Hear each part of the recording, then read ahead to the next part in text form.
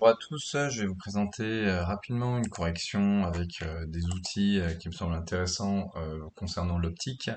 Alors pour rappel, c'est cet exercice-là qui m'intéresse, c'est le 28 dans un premier temps. On vous disait qu'on avait un format d'image de 46 par 20 à 62 mm pour du coup la cellule qui va capter l'image. On a une focale de 60 mm et on a une distance de mise au point, c'est-à-dire de netteté, supérieure à 60 cm. Donc c'est 60 et plus. Les dimensions, ça je vous avais dit qu'on s'en moquait. Et on disait la distance objectif fente d'éjection est fixe. Donc c'est-à-dire fente d'éjection, objectif fixe, ça vous n'y touchez pas.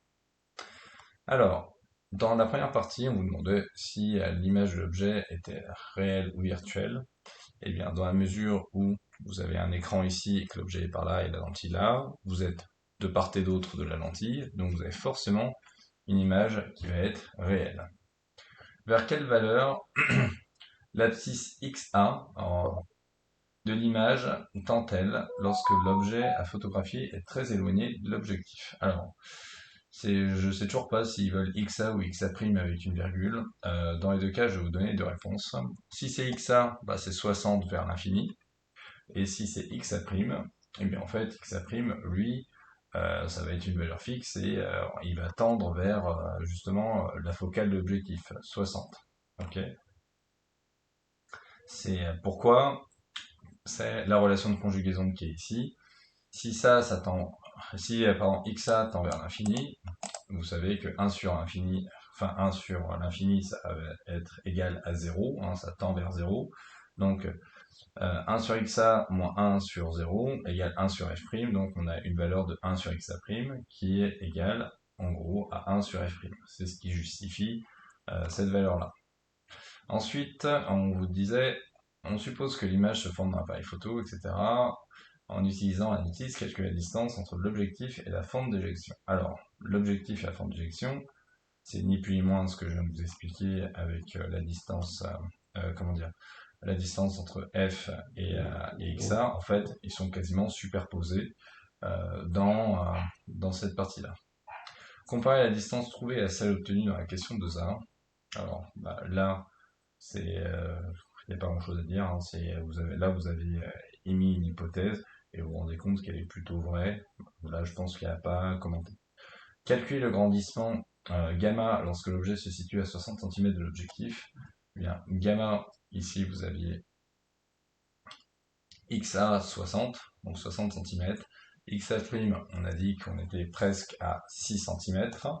Et ensuite, on a une hauteur d'image YB qui va être égale à 46 ou 62, c'est selon ce que vous voulez. Fondamentalement, ça ne changera pas grand-chose. 46, donc ici, vous mettez 46. Ici, vous avez déjà votre relation 6 sur 60. Et comme vous cherchez YB, donc vous avez YB, vous le faites basculer là, donc on a YB' fois XA divisé par XA'. YB', on l'a dit, c'est 4,6 cm. XA, c'est 60 cm. Et XA', ça va être 6 cm. Donc on a 6 divisé par, enfin 60 divisé par 6, ça nous fait juste 10. Donc on a 46 cm. Alors, je vais juste expliciter deux, trois choses par rapport à ça à l'aide d'un schéma. Ici, pardon, je vais harceler. Ici, vous avez l'objet qui est là, donc qui est placé à 60 cm, J'ai mis une taille d'objet, une taille d'image, pardon, à 46 mm. D'ailleurs, c'est même pas ça, j'ai mis une bêtise, 46. Bon, c'est pas très grave, en fait, c'est juste un décalage de 0. Donc là, j'ai pas mis 46 mm, j'ai mis 0,46.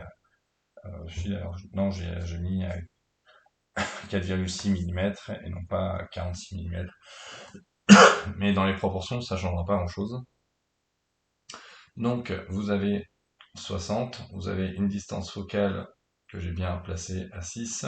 Donc, vous voyez qu'on a une quasi-superposition ici de f et de a'b'.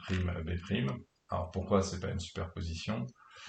Tout bêtement parce que si on ne considère pas l'infini, mais qu'on a justement la distance OA qui est égale à 60, donc vous allez légèrement modifier votre calcul. On s'en fout.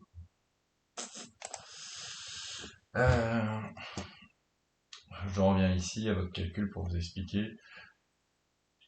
Quand vous avez justement à déterminer la distance, comment dire, xa', si vous utilisez la valeur de 60 cm ici pour trouver xa', alors vous allez obtenir une valeur qui va pas être de 6. Comme je dis, ça tend vers 6 cm.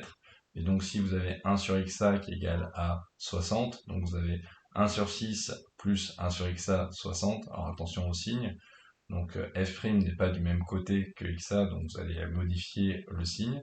Et vous allez vous retrouver avec, comment dire, du coup, un calcul qui dit 1 sur 60 plus 1 sur moins 6.